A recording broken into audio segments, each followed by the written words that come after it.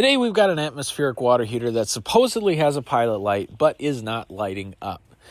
I didn't actually go and diagnose this one before we got parts. This is a tenant that complained about the water not being hot.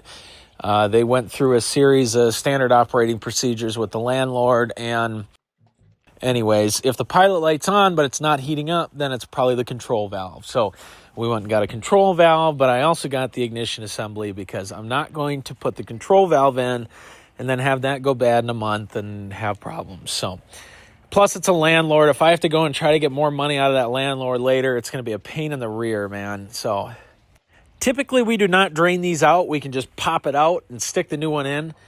But in this case, part of the old one stayed in there. So I'm trying to fish it out. Now I can finally get the new one in. Look at that. It just blows me away. The old valve controls for water heaters were this long copper probe. It went like 6 inches in. Now it's just this little tiny little metal thimble thing that encases plastic. That's a new thermostat probe. So anyways, you can pause the video and see that little thimble thing fell off. But now we're just reconnecting the gas. This burner, anytime you're doing these ignition assemblies or pilot assemblies, they're a pain in the butt. I figured out it'd probably be easier just to remove the burner. Then I could get to the ignition assembly better.